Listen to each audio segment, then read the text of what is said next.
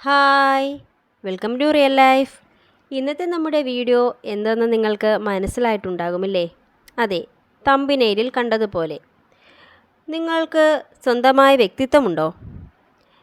എന്നാൽ നമുക്ക് വീഡിയോയിലേക്ക് പോകും മുമ്പ് നിങ്ങളുടെ സുന്ദരമായ വിരലുകൾ കൊണ്ട് ലൈക്ക് ചെയ്യാനും സബ്സ്ക്രൈബ് ചെയ്യാനും കമൻ്റ് ഇടാനും മറക്കില്ലല്ലോ. എന്നാൽ നമുക്ക് വീഡിയോയിലേക്ക് പോകാം. നിങ്ങൾ സ്വന്തമായി തീരുമാനമെടുക്കാറുണ്ടോ? അതോ മറ്റുള്ളവരുടെ തീരുമാനങ്ങൾക്കനുസരിച്ചാണോ ജീവിക്കുന്നത്? എങ്കിൽ നിങ്ങളുടെ ലൈഫിൽ നിങ്ങൾ സന്തോഷം എന്തെന്ന് അറിഞ്ഞിട്ടുണ്ടാവില്ല, ശരിയല്ലേ? ഒന്ന് ചിന്തിച്ചു നോക്കൂ.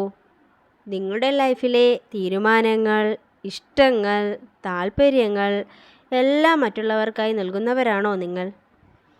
എന്നാൽ ചില കാര്യങ്ങൾക്ക് അത് അത്യാവശ്യമാണ്. എന്തെന്നാൽ നമ്മുടെ തീരുമാനം ശരിയാണോ തെറ്റാണോ എന്ന സിറ്റുവേഷനിലൂടെ നമ്മൾ കടന്നു പോയിരിക്കാം. അവിടെ നമുക്ക് അഭിപ്രായങ്ങൾ തേടാം.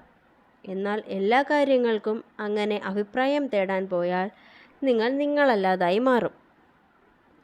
അതായത് നമ്മൾ കുട്ടിക്കാലത്ത് ഒരു ടെക്സ്റ്റൈൽ ഷോപ്പിൽ പോകുന്നു എന്ന് വിചാരിക്കാം. നമുക്കൊരു ഡ്രസ്സ് ഇഷ്ടപ്പെട്ടു. പക്ഷേ നമ്മുടെ മാതാപിതാക്കൾക്ക് അത് ഇഷ്ടപ്പെട്ടിട്ടുണ്ടാവില്ല. അവർ പറയുകയാണ് ഇത് കൊള്ളില്ല എന്ന്. പകരം അവർ മറ്റൊരു ഡ്രസ്സ് നമുക്ക് എടുത്തു തരുന്നു.